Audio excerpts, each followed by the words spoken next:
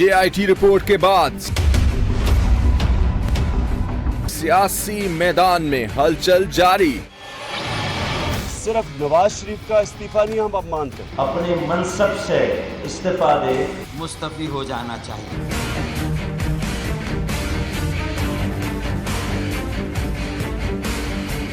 Record एक case का मामला, कौम को अरबों रुपए का टीका लग सकता है।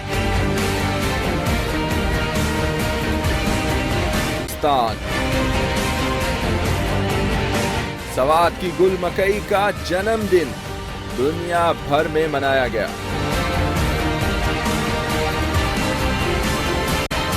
पाकिस्तान के जो सियासी मामलात हैं वो आप देख ही रहे हैं कि उनमें बहुत तेज़ी है और तमाम इस वक्त जो नज़रें हैं वो ज़ाहिर है वज़ीर-ए-आज़म हाउस के ऊपर हैं और ये बात कि वज़ीर-ए-आज़म अगला फ़ैसला क्या करते हैं, क्या वो ख़ुद इस्तीफ़ा देंगे या वो अदालत के फ़ैसले का इंतज़ार करेंगे।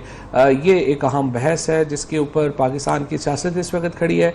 स्टॉक मार्केट में मंदी का रुझान बरकरार है। पाकिस्तान में मुआशी सरगर्मियाँ यूँ लगता है ठहर सी गई हैं, हुकूमत एक स्टैंड स्टिल का शिकार है और इस सारे मामले को लेके हम जा रहे हैं मंडे की तरफ, सोमवार को, जब सुप्रीम कोर्ट का बेंच इस JIT की रिपोर्ट का जायज़ा लेगा और उसके बाद वो एक हतमी फैसला प्राइम मिनिस्टर की आर्टिकल 62-63 के हवाले से देगा।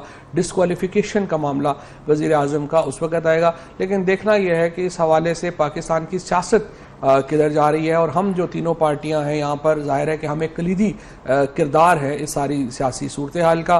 कोशिश करेंगे कि हम अपनी अपनी पार्टी की पोजीशंस आपके सामने इस मामले में रख सकें। तो शुरू मेरा ख्याल है डॉक्टर साहब से ही करते हैं, तर्जुमान हैं वज़ीर-ए-आज़म पाकिस्तान के। डॉक्टर साहब, सबसे पहले तो हमें ये बताइए कि आपकी गुफ्तगू से तो लग रहा है कि आप लोगों ने खुद इस्तीफ़ा तो नहीं दे, खुद तो तुसी नहीं जाना। देखिए चौधरी साहब, हर बंदा जो हमारे पास आ रहा है वो आपको वो यही कह रहा है कि आप लोगों की अमानत वोट की शक्ल में लेकर आए हुए हैं और ये और जो उस अमानत में ख़यानत ना करें उस अमानत में कतन ख़यानत ना करें। पैसे और तमाम जितने भी लीडर आ रहे हैं वो सब ने वज़ीर-ए-आज़म के ऊपर भरपूर एतमाद का इजहार किया है। हमारा जो नुक्ता नज़र है वो बड़ा वाज़ेह हो जाएगा मंडे को, जब हम अपना तमाम जो हमारे इतराज़ात जो हैं इस JIT रिपोर्ट पे वो दायर करेंगे और मेरे ख्याल में उसके बाद फिर बात खुलेगी और बात आगे चलेगी। एक लम्हा ये बताइए कि सुप्रीम कोर्ट के सामने दो रास्ते इतने सुप्रीम कोर्ट के सामने तो हमेशा बेशुमार रास्ते होते हैं, लेकिन जो अपरेंट रास्ते हैं वो ये है कि या सुप्रीम कोर्ट एक डिस्क्वालिफिकेशन की डिक्लेरेशन जारी करेगी और सुप्रीम कोर्ट जो है वो नैब को रेफरेंसेस भेज देगी। 2 जजेस जो हैं वो तो पहले ही इस नतीजे पे पहुंचे थे, अब 3 जजेस जो हैं वो अपना फैसला इस ज़मन में करेंगे और जो भी फैसला करेंगे, आप सुप्रीम कोर्ट के फैसले पे PMLN का रिएक्शन क्या होगा? हमें अभी तो जी बड़ी उम्मीद है। कुछ चीज़ें हम सुप्रीम कोर्ट के सामने मुद्दबाना पेश करते रहे हैं और हमारी बड़ी ख्वाहिश है कि उनके ऊपर ख्वाहिश थी कि उनके ऊपर सुप्रीम कोर्ट एक रद्द अमल देता और तंबीह करता JIT को, ताकि जो भी वो रिपोर्ट उन्होंने बनाई है उसके ऊपर किसी किस्म के शक व शुबा की कोई गुंजाइश ना रहती। बहुत सी हमारी बातें जो हैं वो नहीं सुनी गई। अभी हमें जो है वो बहुत ज़्यादा हम पुरुमीद हैं कि ये जो सुप्रीम कोर्ट के अहकामात आए हैं जियो के हवाले से और कुछ हमारे लीडरान के हवाले से कि उन्होंने कुछ ऐसी बातें की हैं जो तौहीन अदालत के उसमें आती हैं फ्रेमवर्क के अंदर, तो हमें ये उम्मीद है, बहुत पुरुमीद है हम कि मंडे को हम जब इस्तदा करेंगे तो बाकी भी तमाम लोग जो तौहीन अदालत के मुर्तकब हुए हैं या उन्होंने ऐसी सख्त कलामी की है जिसमें अदालत का इंसाफ का जनाजा या नून का एक जनाजा है, क्या है जी वो इंसाफ का या यानी आप सुप्रीम कोर्ट को ये कहेंगे कि हम तो डूबे हैं सनम, तुम्हें भी ले डूबेंगे, ये स्ट्रेटजी आपकी है? ये एक तरह से आपकी आपने सोहेल बड़ाई साहब का कल का आर्टिकल आपकी नजर से गुजरा, उस पे उन्होंने क्या कहा, उस पे करते हैं बात। लेकिन हमारा सिर्फ हम ये चाह रहे हैं, जो पहले भी हमारे एतराज़ात हैं, देखिए इस तरह रद्द करेंगे तो फिर शक व शुबा बढ़ता चला जाएगा। तो मैं ये कह रहा हूँ कि एक मसावी सलूक किया जाए।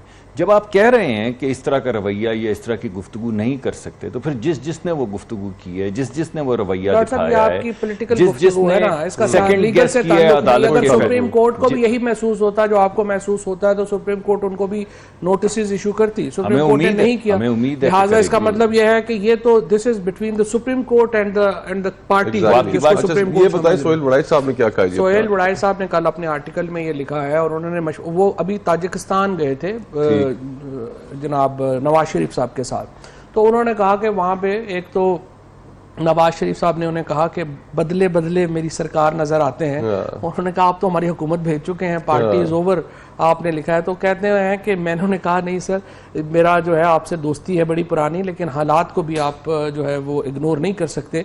तो उसके बाद उन्होंने मशवरा ये हुकूमत को दिया है कि जब भी जमहूरियत में क्राइसिस एक हद से ऊपर चला जाता है तो आप फिर अल्टीमेट आर्बिटर के पास जाते हैं। और आप जो डॉक्टर साहब ने शुरू में बात की है, अवाम की बात की है, उन्होंने प्राइम मिनिस्टर को यह मशवरा दिया है कि आप इमरान खान साहब के साथ और अपोजिशन के साथ, दीगर अपोजिशन के साथ बैठे और एक गैर जानबदार निगरान हुकूमत बनाएं। इस बात को छोड़ दें कि क्या इसमें कानूनी पेचीदगी क्या है क्या नहीं है, क्योंकि सियासत एक बालातर निज़ाम है उससे। और उन्होंने कहा है कि आप अपोजिशन के साथ बैठें, एक गैर जानबदार हुकूमत जो है वो उसको लगाएं और आप इलेक्शंस की तरफ जाएं, क्योंकि 6 महीने में कोई क़यामत नहीं आनी है आपका मामला भी। और ये जो सुप्रीम कोर्ट के ऊपर अगर आप छोड़ेंगे डिक्लेरेशन का मामला, तो अल्टीमेटली इसका मतलब ये होगा कि आप जो इख्तियार है कानूनी इख्तियार के तहत जाएंगे, आप अपनी सियासत के तहत नहीं जा रहे होंगे। बड़ा साहिब मशवरा उन्होंने दिया है, लेकिन जिस तरह डॉक्टर साहब ने बताया है PMLN तो मानने को तैयार नहीं है। क्या तो आपको क्या लगता है कि आगे क्या होगा? मेरा तो ख्याल ये है फवाद भाई कि PMLN ने ये फैसला कर लिया है कि, और जितने खुशामदी हजरात उनके इर्द गिर्द हैं उन्होंने इस बात पर आमादा कर लिया है प्राइम मिनिस्टर को कि जी आप इस्तीफा ना दें, आप इस्तीफा ना दें और देखें, हेड ऑन लें, जिससे लड़ाई हो सकती है लड़ाई करें। हमारे पास मैंडेट है, आपके पास मैंडेट है, आप क्यों इस मैंडेट चौधरी निसार साहब तो मुख्तलिफ मशवरा दे रहे हैं। नहीं, वो तो माइनॉरिटी वॉइस होंगे ना। तो अब प्राइम मिनिस्टर अपनी जगह पे खड़े हैं, उन्होंने इस्तीफा ना देने का फैसला किया है। अब इस्तीफा ना देने की जैसे जैसे वक्त गुजरता जाएगा तो माहौल में तो तलखियां पैदा होती जाएंगी। कल और आज जो पाकिस्तान पीपल्स पार्टी और PTI और दीगर अपोजिशन की जो जमातें हैं, वो कम से कम अपने इस चीज में तो यूनानिमस है कि प्राइम मिनिस्टर को इस्तीफा देना चाहिए। अगला स्टेप ये होगा कि अगर प्राइम मिनिस्टर बजिद रहेंगे तो अपोजिशन इकट्ठी हो जाएगी और बाहर निकलेंगे, और फिर अगर प्राइम मिनिस्टर फिर भी नहीं मानते, मुतफिका डिमांड करेगी अपोजिशन, अगर प्राइम मिनिस्टर फिर भी नहीं मानते तो फिर अपोजिशन सड़कों पे आ जाएगी। तो वो माहौल जो है मुल्क की, जिस तरह फवाद भाई जिक्र कर रहे थे, हमारे नुक्ता नजर से आप ये पीर वाले दिन देखेंगे कि हम एक तासुब जो इस रिपोर्ट के अंदर है वो अदालत के सामने पेश करना चाहेंगे और अदालत के सामने पेश करेंगे। और हमें बड़ा कवी यकीन है कि ये जो तासुब जो हर सफ़े पे नज़र आ रहा है, चाहे आप ज़बान के हवाले से देख लें या सीक्रेसी के हवाले से देख लें, कि तमाम जो मुसव्वदात हैं पहले से लेकर 9 वॉल्यूम तक जो हैं वो पब्लिक कर दिए हैं, मगर एक वॉल्यूम जो इंटरनेशनल वॉल्यूम जो है उसको प्राइवेट। यहाँ एक लम्हे के लिए तौक़ुफ़ कीजिएगा। ये बात दोबारा फ्रेंकली, अगर जब जिस तरह से कल मुस्तफ़ा कह रहे थे आबिद शेर अली करें या तलाल चौधरी साहब करें, तो हम इग्नोर कर देते हैं कि चलें उन्होंने किया है। आपकी बात मैं इग्नोर नहीं करूंगा। अच्छा, हाँ, वो इसलिए मैं इग्नोर नहीं करूंगा कि आप जो है आपको इदराक है चीज़ों का। ये जो वॉल्यूम 10 है ये इसलिए आपने विदहोल्ड किया है और आप नहीं बता सकते कि इंटरनेशनल लॉ के तहत जो म्यूचुअल लीगल असिस्टेंस है, आप उसके कागजात वो ओपन करेंगे जिस पे दूसरी हुकूमत आपको एतराज़ उठाएगी। आप जो हुकूमत आपसे एतराज़, मिसाल के तौर के ऊपर जो ब्रिटिश गवर्नमेंट की अथॉरिटीज़ हैं, आप उनकी डॉक्यूमेंट सिर्फ तब लीगली ओपन कर सकते हैं अगर ब्रिटिश हुकूमत उसको हटाएगी। लिहाजा अंडर इंटरनेशनल लॉ पाकिस्तान की हुकूमत का, JIT का और सुप्रीम कोर्ट का ये इख्तियार ही नहीं है कि वो वॉल्यूम 10 जो है हमारा जो नुक्ता नज़र है वो ये है, जो हमारा ख्याल है वो ये है कि इसके अंदर, जैसे मैंने आपको पहले कहा कि तासुब है, इसके अंदर प्रेजुडिस है। खुद लिखा है, माइक्रोसॉफ्ट को भी सू कर रहे हैं। नहीं, पहले एक चीज पे बात की ना, पहले सबसे पहले लिखा गया है कि हमने पता नहीं 17 दरखास्तें जो थी वो भेजी मुख्तलिफ ममालिक को, और फिर लिखा कि हमें तक 3 या 4 जो दरखास्तें हैं उनके जवाब मौसूल हुए और बाकी जवाबात जो हैं वो अभी मौसूल नहीं हुए। फिर एक सफ़े के ऊपर लिखा हुआ है कि ये काम अभी ऑन गोइंग है। यानी उन्होंने फाइनल रिपोर्ट अपनी जमा करवा दी है लेकिन काम अभी ऑन गोइंग है। तो हमें उसके तो अंदर माशाल्लाह खतरा। आपने जितना बढ़ा लिया अपना, नहीं, वो तो खत्म ही नहीं वो होना। ठीक है, आप 16-17 केस आपने बना लिया अपने ठीक है, कोई चक्कर में। बात नहीं, लेकिन आप इसको मजा में तो ना डालें। नहीं, अब मजाक ठीक है, क्या? मजाक में नहीं, मैं तो हकीकत तो हैरान हूं हमारा आपने जो किया है। हमारा जो नुक्ता है sitting prime एक मिनट minister। ठहर जाइए ना, एक बात मुझे मुकम्मल कर लेने दें कि एक काम जो अभी मुकम्मल नहीं हुआ तो उसकी, और लिखा हुआ है कि ये बड़ा जरूरी काम है, एसेंशियल का लफ्ज इस्तेमाल किया है, फिर कहा है काम ऑन गोइंग है, फिर कहा हमने फाइनल 16 साल रिपोर्ट, सजा के लिए। फिर कहा हमने फाइनल रिपोर्ट जमा करवा दी, और फिर कहा कि वो जो बहुत ज्यादा जरूरी अवामिल हैं वो जिस चैप्टर के अंदर हैं वो हम आपको नहीं बताएंगे। अब हमें ये शक है कि वो तमाम सवालात के जवाबात जो आ रहे हैं, जो हमारी बेगुनाही को साबित करते हैं, वो सामने नहीं लाए जा रहे और उसको उस मुसव्वदे के अंदर छुपाया जा रहा है। तो हमारा ये मौक़िफ़ है कि तमाम चीज़ें जो हैं वो लोगों के ऊपर यहाँ की जाए। हमने तो आप उस दिन ये भी कहा, हमारे वुज़रा ने आके टेलीविजन पे कहा कि आप GIT की तमाम जो वीडियो है वो तमाम की तमाम रिलीज ओपन करनी चाहिए जी। मैं ताकि ये तमाम बातें जो हो रही आपने हैं जो कहा कि उनका जवाब कैप्टन सामने सफदर आना साहब की चाहिए। स्टेटमेंट चलेगी तो सिनेमा में चलानी चाहिए, टिकट पाकिस्तान ब्लैक की होंगे। फिल्म इंडस्ट्री रिवाइव हो जहां आप चाहेंगे चलाएं। ये जो डॉक्टर साहब की देखें, हम डिमांड भी है, ये- इसको तो सबसे पहले देखें, तो हम हमने भी की ये थी। ये बिल्कुल ठीक कह रहे हैं। जिस दिन ये चलेगी तो पाकिस्तान की फिल्म इंडस्ट्री जो है इस फिक्शन के पीछे जो है उसका बूम आ जाएगा वापस। एक्टर्स माशाल्लाह, क्योंकि आपके सामने वो तमाम चीजें आ इतने जाएंगी कि सुपरस्टार इस सामने GIT होंगे। ने क्या और फिर क्या लोगों किया। को कॉन्ट्रडिक्शन नजर आ जाएगी कि अंदर क्या होता था और फिर बाहर क्या अच्छा, था। वो बिल्कुल सामने मुस्तफा आनी साहब, चाहिए। एक चीज आप जो संजीदा है वो मुझे पर्सनली, मैं बड़ा I am feeling like really bad कि पाकिस्तान के वजीर आजम और उनके खानदान ने जो डिफेंसेस लिए, एक एक डॉक्यूमेंट उसकी फोर्ज्ड है, फेक है, या वो एग्जिस्ट ही नहीं करती।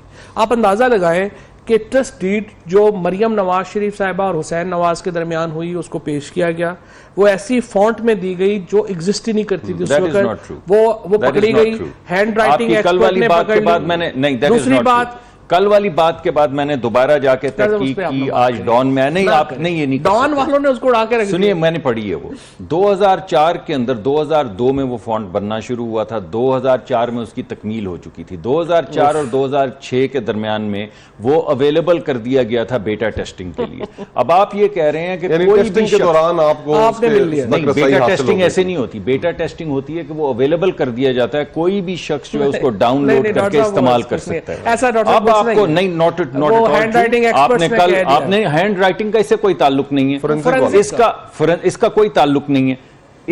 एक सॉफ्टवेयर जो अवेलेबल है, आप ये कह रहे हैं कि जब उसकी बेटा टेस्टिंग हो रही थी और वो नहीं, वो अवेलेबल available था नहीं था। किसी को भी डाउनलोड करके ठीक है। इस्तेमाल करने पे, तो एक लॉ फर्म चलिए, वो कैसे आप कर देखते सकती है हैं, इस्तेमाल? आपको कैसे ये आपको लॉ फर्म मैं से वो पूछना मंडे से चाहिए एक कि नया उन्होंने सिलसिला इस्तेमाल शुरू किया होगा। या नहीं। मंडे से नया सिलसिला शुरू होगा इस सारे इंशाल्लाह। मामले में। जो ट्रस्ट डीड इन्होंने दी, जो इनकी ट्रांजैक्शन जो इन्होंने कतर से दी, वो कतर गवर्नमेंट ने कह दिया नहीं हुई। जो दुबई के पेपर्स दिए, वो दुबई कतर के जस्टिस गवर्नमेंट की डिपार्टमेंट कौन सी- ने कह कतर दिया, गवर्नमेंट ने दुबई क्या बैंक कहा ने है? कहा दुबई कि वो नहीं है। गवर्नमेंट, यूएई गवर्नमेंट के जस्टिस डिपार्टमेंट ने डिनाई कर दिया। तो बहुत ही एक अजीबो गरीब। अच्छा, और भी बड़ी इंटरेस्टिंग चीजें, चूंकि उसमें एक चीजें आ रही हैं। अब इन्होंने कहा कि कैप्टन सफदर साहब कहते हैं कि मुझे 1500 रियाल महाना मियाँ शरीफ साहब जो हैं वो वजीफा दिया करते थे जहाँ पे वो रहते हैं, लेकिन मरियम नवाज कहती हैं मैं अपने वालिद के डिपेंडेंट नहीं हूँ। लेकिन रिपोर्ट चूंकि बहुत बड़ी है और इसमें बहुत ही दिलचस्प चीजें हैं। डॉक्टर साहब कल देखिए, सफर में मरियम होंगे नवाज तो मैं साहिबा आपको जो सारी हैं, जो है वो चीजें जब से बताऊंगा। पाकिस्तान वापस आई हैं बाकायदा टैक्स जमा करवा रही हैं। आपके पास उनके टैक्स के कागजात हैं, आपने टेलीविजन पे ठीक। दिखाया है। कई सालों में उन्होंने 30 लाख रुपया, 35 लाख डॉक्टर साहब, रुपया, 24 लाख रुपया मैं ना टैक्स मानो दिया कि है। एक मजाक शख्स जो कर रहे हैं। टैक्स दे रहा है, जो 20, 25, 30 लाख रुपया टैक्स दे रहा है, वो किसका डिपेंडेंट है? चलिए, और देखिए, पिछली जो सुप्रीम कोर्ट के 5 जजों का जो बेंच था, वैसे- उन्होंने लिखा उसके अंदर कि ये डिपेंडेंट सही नहीं बात है। वैसे मेरे ख्याल में तो कैप्टन मरियम सफदर ही नहीं, कैप्टन सफदर भी नवाज शरीफ साहब की है। डिपेंडेंट तो है। अब आप ऐसे तमस्खर ब्रेक। मजा लेने के लिए ब्रेक इस तरह ले की बातें लीजिए, कर रहे हैं ताकि सेगमेंट मैं का। भी ऐसी कोई गलत बात ब्रेक ले करूं। लीजिए, ब्रेक के बाद वापस आते हैं तो फिर अपने अगले सेगमेंट की तरफ बढ़ते हैं।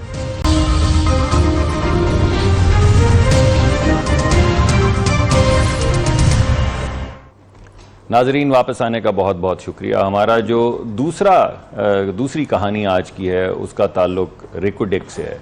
पाकिस्तान के अंदर बेशुमार ऐसे बैनुल अक़वामी मुआहिदे हुए हैं जिसमें पाकिस्तान पाबंद होता है, लेकिन कुछ ना कुछ ऐसी चीज़ होती है कि कुछ अरसा गुजरने के बाद पाकिस्तान अपने मुआहदे जो हैं वो या ख़त्म हो जाते हैं या उसके अंदर कोई ऐसा झोल निकल आता है मुआहदों में कि उनको आगे नहीं बढ़ाया जा सकता। इसी तरह की एक दास्तान जो है वो रिकोडेक है, जिसमें बलूचिस्तान की ज़मीन के अंदर से कुछ सोना और कुछ कॉपर जो है उसको माइन आउट करने के लिए, उसकी माइनिंग करने के लिए एक कॉन्ट्रैक्ट दिया गया था, मगर उसके अंदर बेशुमार झोल रहे। हमने कई किस्म की कहानियां सुनी, इस पे पहले भी हम एक प्रोग्राम कर चुके हैं और अभी तक इस तलाश में है कि हमें एक न्यूट्रल कहानी ज़रा पता चले ताकि हम इस बात को आगे बढ़ा सकें और हम ये देख सकें कि हमारे मुल्क के अंदर इतने बड़े कानूनदान हैं, हमारे मुल्क के जो जजेस भी हैं वो बैनुल अक़वामी सतह पे जाने पहचाने जाते हैं, मगर वो इस तरह के फैसले कैसे हो जाते हैं जिनके नतीजे में बाद में अरबों डॉलर की पाकिस्तान को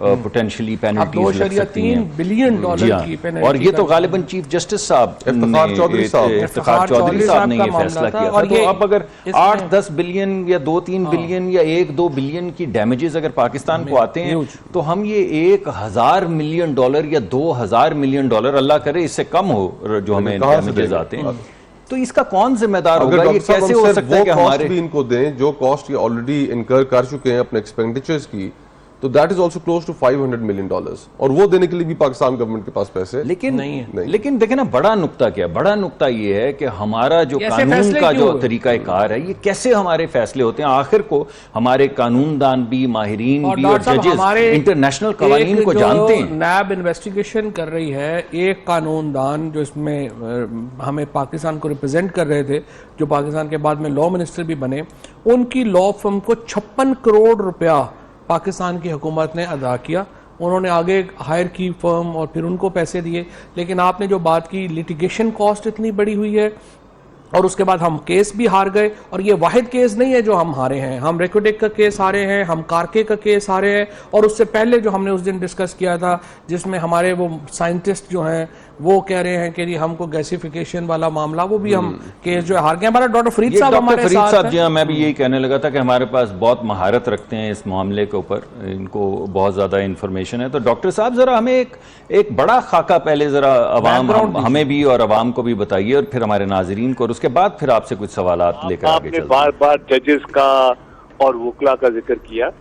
ये है कि मिसगाइड करने वाले यहाँ लोग बहुत हैं जो गलत बयानी से काम लेते हैं, उनकी बैकग्राउंड नहीं है, एक्सपीरियंस नहीं है। पाकिस्तान में माइनिंग और कमर्शियल माइनिंग का कोई एक्सपीरियंस मौजूद नहीं है। जो थोड़ा सा भी एक्सपीरियंस है मेरे जैसे लोगों का, वो हमारी बात नहीं सुनते, वो नहीं मानते, हम अपना होमवर्क नहीं करते, हम अनफेवरेबल ट्रीटीज कर लेते हैं बगैर सोचे समझे। फिर जो बहकाने वाले आ जाते हैं वो कहते हैं जी आप ये ट्रीटी छोड़ दें, हम आपको तांबा निकाल देंगे, जिन्होंने सारी जिंदगी कोई कमर्शियल माइनिंग नहीं की, कोई एक्सपीरियंस नहीं है। मेरी मुराद उन साइंसदानों से है जिनकी ये फील्ड नहीं है। वो मिसगाइड करते हैं, वो चीज को रिजॉल्व करने के बजाय वो अपना इंटरेस्ट उसको इन्फोर्स करने के लिए वो सारा मामला ये तो आप बड़ी स्पेसिफिक चीजों की बात कर रहे हैं। हमें खाका बताएं और ये बताएं कि इस पूरे खाके के अंदर जहां से ये बात शुरू हुई और जहां हम पहुंचे हैं, ये कैसे पहुंचे हैं ऐसी जगह के ऊपर जहां पे हमें अरबों डॉलर का नुकसान हो सकता है। इशू ये हुआ कि जब ओरिजिनल ये मुशर्रफ साहब के जमाने में ये साइन हुआ, उस वक्त ये था कि 75% इक्विटी इन्वेस्टर्स की होगी, 25% जो है वो बलूचिस्तान गवर्नमेंट और पाकिस्तान गवर्नमेंट की होगी। वहां से ये बात शुरू हुई। हमने होमवर्क नहीं किया हुआ था, हमें एक्सटेंट और इसका जो डिपॉजिट की जो पोटेंशियल था उसके बारे में हमारी इंफॉर्मेशन बहुत स्केची थी, कम थी।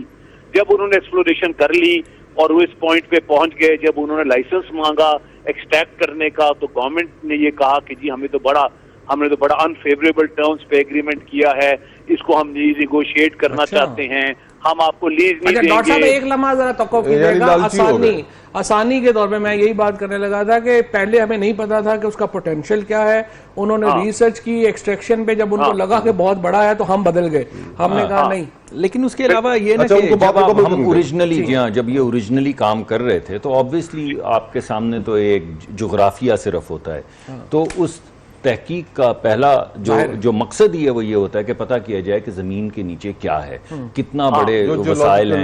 तो वो किसी ने तो कोई कॉन्ट्रैक्ट क्या हुआ? और उसको निकालने का क्या तरीका है, उसकी माइनेबिलिटी क्या है। तो डॉक्टर साहब हमने कहा कि इसमें हमें अनफेवरेबल कंडीशंस में नहीं है, तो उसके बाद हमारा झगड़ा शुरू हो गया। हाँ बिल्कुल झगड़ा शुरू हो गया। फिर ऊपर से ही जो हमारे न्यूक्लियर साइंसदान हैं एक साहब, वो बीच में आ गए, उन्होंने कहा बलूचिस्तान गवर्नमेंट को कि जी इनको आप फारिग कर दें, समर मुबारक खान, हाँ मैं आपको तांबा निकाल दूंगा, फिर मसला ही कोई नहीं है, फिक्र ही ना करें, मुझे 2 ILX दे दें तो मैं आपको तांबा निकाल दूंगा। ठीक। और वो फिर जाके उनको चाइनीज को भी ले आए, वो जो मेटलर्जिकल MCC वाले हैं जिन्होंने संदक को जो कंट्रोल कर रहे हैं इस वक्त, उनको भी ले आए। ठीक। उनका ये ख्याल था कि ये हमारा इनको निकाल के और हमें मिल जाएगा। बलूचिस्तान गवर्नमेंट को ये कहा कि जी आपको मैं फेडरल गवर्नमेंट से पैसे ला देंगे और आपकी मौजें हो जाएंगी, तांबा आपका, सब कुछ। लेकिन डॉक्टर साहब देखिए ना, बड़ी बात है वो ये है कि ठीक है, अगर हम मान लें कि उनका नुक्ता नजर गलत था, अभी वो क्योंकि मौजूद नहीं है तो अच्छा नहीं लगता कि हम उनके नुक्ता नजर के खिलाफ। समर मुबारक मान साहब को चेक कर ले वैसे, लेकिन इस वक्त फील्ड नहीं आप नहीं डॉक्टर साहब एक सेकंड ठहर जाइए, ये इस वक्त हम इस वक्त प्रोजेक्ट उनके ऊपर तो नहीं ये सेगमेंट कर रहे ना। सवाल जो सुन तो लीजिए डॉक्टर साहब, आप हमें डॉक्टरों से मसला ये रहता है कि जो भी डॉक्टर आते हैं सुनते नहीं। चलिए नहीं देखें, वो सुप्रीम कोर्ट में एज एन एक्सपर्ट विटनेस पेश हुए, वो उनकी फील्ड नहीं थी, खामखा सुप्रीम कोर्ट ने उन्हें बुलाया। मतलब एक बंदा जो न्यूक्लियर साइंटिस्ट है उससे आप माइनिंग का पूछ रहे हैं, मतलब ये क्या रिडिकुलस चीज है। तो ये सुप्रीम कोर्ट की क्या जिम्मेदारी नहीं है कि वो जिन एक्सपर्ट्स को बुलाए उनके क्रेडेंशियल्स हों? सुप्रीम कोर्ट इंटरनेशनल लोग बैनुल अक़वामी साइंसदानों को, माइनर्स को बुला सकती थी, तो ये तो जिसको बुलाएंगे समझ है वो उसके मुताबिक जवाब देंगे। तो हमें ये बताएं कि ये अदालत में, जब पाकिस्तान की सबसे बड़ी अदालत में जब ऐसी चीजें पहुंचती हैं, तो क्यों आप ये कह रहे हैं कि अदालत मुझे बुला लेती तो मैं भी चला जाता और जो मेरा ओपिनियन होता दे देता, मगर ये अदालत के अंदर क्या होता है? देखिए अदालत देखे ना, आपने भी जो प्रोग्राम शुरू किया, आपने वकीलों का जिक्र किया, आपने जजेस का जिक्र किया। इशू ये है कि हर फील्ड के एक्सपर्ट्स हैं जो उस फील्ड की नॉलेज रखते हैं। जजेस को क्या पता माइनिंग का, जो कमर्शियल माइनिंग का एक्सपीरियंस रखते हैं, जजेस ने मंगवाना है ना उनको। नहीं मगर जजेस को उनसे पूछना चाहिए था, भाई आपने कितनी कमर्शियल माइनिंग की है, आपका क्या माइनिंग का एक्सपीरियंस है। वो कमर्शियल माइनिंग दूर की बात है, उन्होंने सारी जिंदगी माइनिंग ही नहीं की। अच्छा, लेकिन डॉक्टर साहब वाहिद समर मुबारक मान तो जिम्मेदार नहीं होंगे ना, जो उनकी ओपिनियन आ गई उसके ऊपर चले। एक पॉलिटिकल इशू मुझे याद है खड़ा हो गया कि जी बड़ी ज्यादती हो गया बलूचिस्तान गवर्नमेंट के साथ, ये वो, फिर बाकी पॉलिटिशियन साथ मिल गए। तो पाकिस्तान में जो एक्सपर्ट्स थे उन्होंने उस वक्त हुकूमत ने, अदलिया ने उनके साथ राब्ता नहीं किया। नहीं, यहाँ मेरा ख्याल में यहाँ बलूचिस्तान गवर्नमेंट से ज्यादती नहीं हुई। ये किसी ने नहीं कहा अभी तक, क्योंकि बलूचिस्तान गवर्नमेंट ने खराब किया है केस ज्यादा। अच्छा। क्योंकि वो समर साहब ने उनको ये कन्विंस कर दिया कि मैं पैसे आपको फेडरल गवर्नमेंट से ला दूंगा और आप ये प्रोजेक्ट ले लें, इनकी लीज एक्सटेंड ना करें और हमारी मौजें लग जाएंगी। देखो ना, सारा इशू तो यहाँ से शुरू हुआ कि उनको मिसगाइड किया गया, एक ऐसे शख्स से मिसगाइड किया जिसकी फील्ड नहीं थी, जो कमर्शियल माइनिंग समझते। अच्छा, अब भी रिजॉल्व हो सकता है टेबल पे बैठ के, ये जरूरी नहीं है कि हम इसको देखें लिटिगेशन के, there is no point in litigation. तो डॉक्टर साहब अभी लेटेस्ट पोजीशन तो ये है कि $2.3 बिलियन डैमेजेस वो मांग रहे हैं। आर्बिट्रेशन तो ऑलरेडी उनके हक में डिसाइड हो गई है। बिल्कुल, मगर इसको भी हम टेबल पे सेटल कर सकते हैं। आई am in touch with all the players. देखिए ना, मैं कमर्शियल, मेरे I am man from the commercial background. कोई जो कमर्शियल लोग हैं वो टेबल पे बैठ के रिजॉल्व करते हैं चीजों को। लड़ाई झगड़े में, वकीलों के चक्कर में पड़ के तो आपका बेड़ा गर्क हो जाता है। देखो ना, वो तो वकीलों की फीसें बनती हैं और फिर नैब के केसेस बनते हैं। अगर अच्छा, और सारा प्रोजेक्ट रुका हुआ है, सारी डेवलपमेंट रुकी हुई है एक लिटिगेशन की वजह से, वो पूरा एरिया डेवलप नहीं हो रहा। देखो ना, आपने हर चीज को हॉस्टेज कर दिया। तो आप ये कह रहे हैं डॉक्टर साहब कि we should go back to the original contract जो हमारा था, और उसके अंदर जो हमने कमिटमेंट्स इनके साथ की थी उनको हम ऑनर करें। नहीं, मैं कह रहा हूं उसको रीनेगोशिएट कर सकते हैं आप। देखे ना, और टेबल पे बैठ के starting point will be the original contract. ठीक है, उससे हम रीनेगोशिएट करेंगे, हम अपना होमवर्क करके जाएं, प्रोफेशनल्स को इन्वॉल्व करें। मैं इन्वॉल्व हूं, I am in touch with all the players, I am talking to all the players right now also. अच्छा, ठीक है। मेरे ख्याल में बहुत शुक्रिया, हमारे सेगमेंट का वक्त खत्म हो रहा है। डॉक्टर साहब आपका, ठीक है, आपको और सवाल है तो नहीं, मैं ये बहुत शुक्रिया डॉक्टर साहब। अच्छा डॉक्टर साहब, मैं चूंकि हम तीनों ही जो है वो, आप तो खैर अभी भी चूंकि कैबिनेट में है और हम दोनों भी रह चुके हैं कैबिनेट में। मैंने एक आर्टिकल लिखा बाद में TFT में, फ्राइडे टाइम्स में मैंने आर्टिकल लिखा और मैंने लिखा कि हमारी कैबिनेट की और हमारी डिसीजन मेकिंग गवर्नमेंट की कैसे है। और अभी जो समर मुबारक मंद साहब बात कर रहे हैं, ये बिल्कुल सही बात कर रहे हैं। हमारी डिसीजन मेकिंग प्रोसेस इस कदर फ्लॉड है कि ओवरऑल ब्यूरोक्रेसी हमारी यहाँ वो एक्सपर्ट नहीं है, उनको कुछ पता नहीं है। एक दिन वो सेक्रेटरी जो है वो डीसी लगा होता है, दूसरे दिन जाके वो पीएमडीसी का हेड लग जाता है।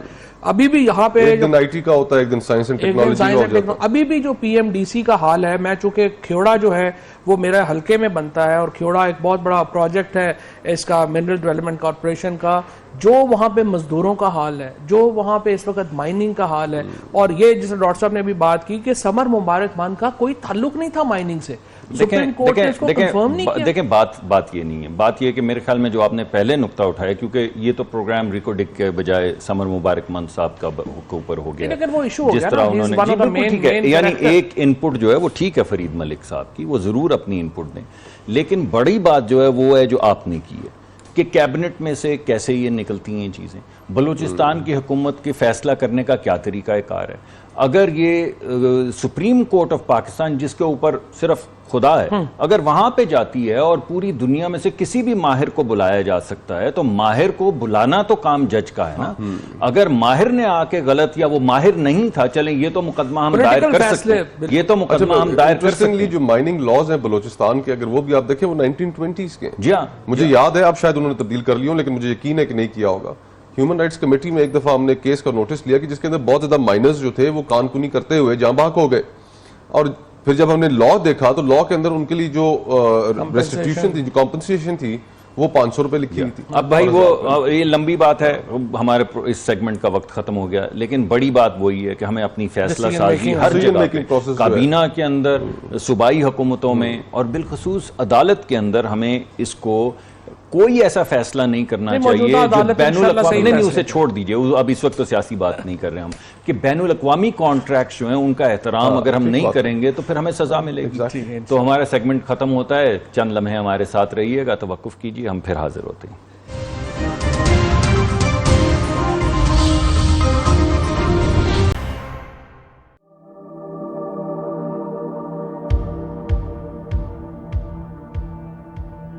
Shot me on the left side of my head.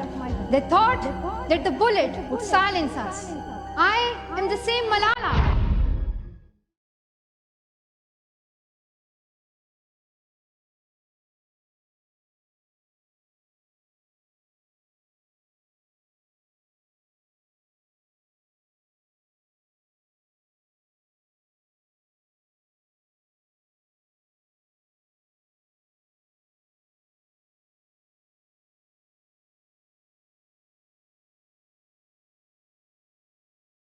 Malala उस तहरीक का नाम है जिसने दहशतगर्दों को सिर्फ 12 साल की उम्र में अपने कलम के जोर से शिकस्त दी।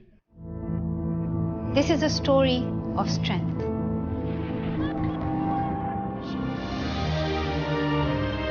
2009 में दहशतगर्दों ने जब लड़कियों की तालीम पर पाबंदी लगाई तो गुलमकई के कलमी नाम से एक 7वीं जमात की गुमनाम तालबा मलाला यूसुफजई ने अपनी कलम से तारीकियों में इल्म की शम्मा जलाई, जिससे पूरी दुनिया रोशन हो गई।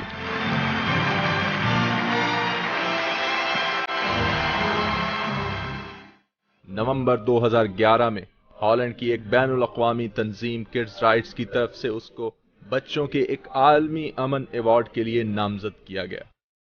नामजदगी की खबर पूरी दुनिया में जंगल की आग की तरह फैल गई और हर तरफ मलाला ही मलाला नजर आने लगी।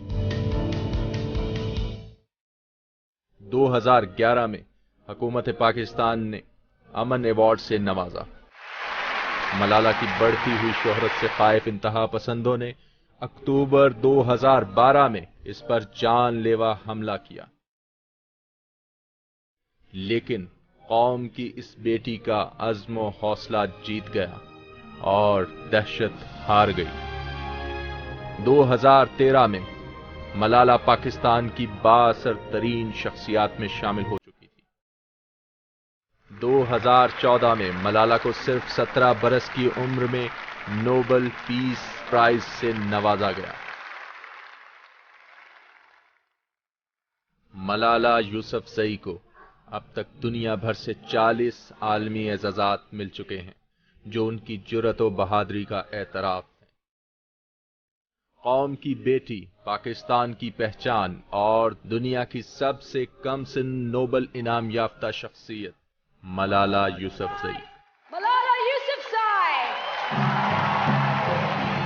आज अपनी 20वीं सालगिरह मना रही है और अक़वाम आलम में इस दिन को मलाला डे के नाम से मंसूब किया गया है।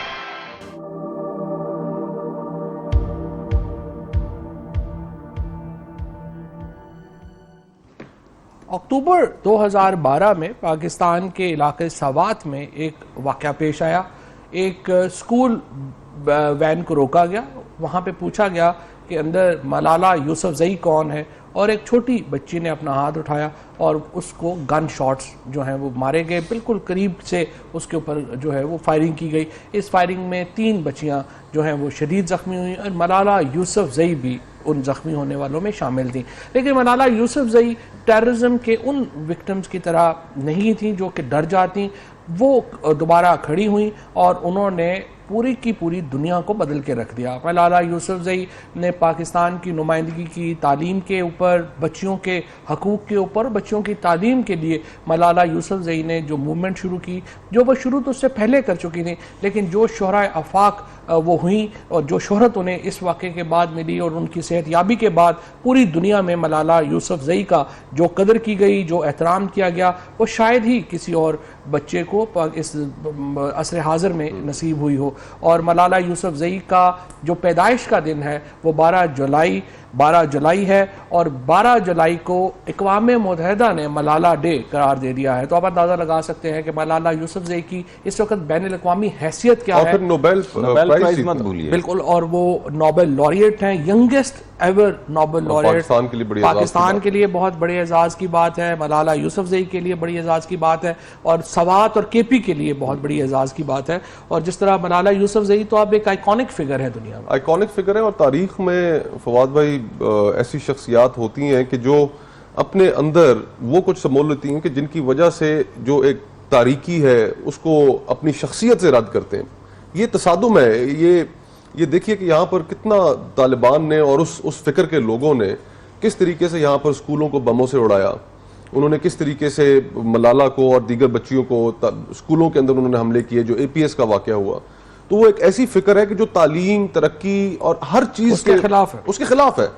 और मलाला जो है वो इस वक्त दुनिया में एक रोशनी की तरह उस तारीकी को फैलती जायल करती जा रही है। और मुझे जो एक बड़ी अजीब सी बात लगती है वो ये है कि जो बहुत ज़्यादा तालिबान के नुक्ता नज़र से इत्तफाक करने वाले लोग हैं या उनके जो दोस्त अहबाब हैं, वो तो चलें किसी नुक्ता नज़र एक ख़ास जहनीत की वजह से मलाला को अपने तासुब का निशाना बनाते हैं। लेकिन अच्छे खासे हमारे यहाँ पढ़े लिखे लोग जो हैं, जब वो अजीबो गरीब बातें करते हैं, मसलन गोली उनके दिमाग में नहीं थी या ये तो एक साजिश है जिसकी वजह से उनको आगे बढ़ाया जा रहा है। कि हमारे यहाँ एक ये रवाज बन गया है कि जो चीज़ भी दुनिया में यानी वेस्ट में उसको पजीराई मिल रही है, हम समझते हैं वो इस्लाम के खिलाफ और हमारे खिलाफ साजिश है। ये एक जहनीत है। ये जो मलाला का भी जो आप बात कर रहे हैं तासुब की, ये मलाला की वजह से नहीं है, ये उस तासुब की वजह से है कि चूंकि दुनिया उनको ऑनर कर रही है तो यकीनन इसमें हमारे खिलाफ कुछ लेकिन और फिर बड़े अनफेयर कंपैरिजन्स किए जाते हैं। मसलन एदी साहब से कंपैरिजन किया गया, भाई एदी साहब तो रोज नोबेल प्राइज जीतते रहे हैं, हर लाश जो उन्होंने उठाई है वो नोबेल प्राइज से बड़ी थी, तो उनका कोई मुकाबला नहीं है। मगर इस बच्ची ने जो आवाज उठाई है और अगर उसकी वजह से पाकिस्तान का नाम रोशन हुआ है, पाकिस्तान का नाम आगे बढ़ा है और एक बड़ी क्लैरिटी के साथ लोगों को पता चला है कि पाकिस्तान कोई घुटन का सिर्फ शिकार नहीं, पाकिस्तान भी दीगर ममालिक की तरह बहुत से लोग हैं जो मुख्तलिफ नुक्ता नज़र रखते हैं और एक बहुत बड़ा जो पाकिस्तान का हिस्सा है वो ख़वातीन के हकूक़ के लिए जिद्दोजहद कर रहा है, जो बच्चियों की तालीम के लिए जिद्दोजहद कर रहा है, जो मॉडर्निटी के लिए जिद्दोजहद कर रहा है, जो जमहूरियत को आगे बढ़ाना चाहता है, जो लोगों को उनके हक देना चाहता है। तो क्यों हम उसके खिलाफ आवाज बुलंद करते हैं? उससे यानी हमें फायदा क्या होगा? ये बात समझने से मैं बिल्कुल कासिर हूं। हमें तो हर बात अपनी सेलिब्रेट करनी चाहिए, जहां पे हमारे बच्चे बच्चियां आगे बढ़ रहे हैं हमें उनको शाबाश देनी चाहिए। कॉलोनियल जो हमारे एक्सपीरियंसेस है ना, उन एक्सपीरियंसेस ने हमारी सोच को इस हद तक, जिस वक्त सर सैयद अहमद खान ने शुरू किया मुसलमानों को तालीम की तरगीब, उस वक्त उनके साथ भी ऐसा हो गया। ठीक है, तो सेगमेंट का वक्त यहीं तक था। मलाला यूसुफजई आप जीती रहें, खुश रहें, एंड कीप इट अप। और पाकिस्तान को Happy और पूरी birthday. दुनिया को बहुत आपसे उम्मीदें हैं। Happy birthday. और हम सब आपके साथ, हम सब आपके साथ हैं। हम सब की तरफ से आपको आज जो आपकी बर्थडे है उसकी ढेरों खुशियां मुबारक हों, और आपके ख़ानदान को और आपके वालिद साहब को भी बहुत शुक्रिया। आज का प्रोग्राम यही था। खुदा हाफिज़।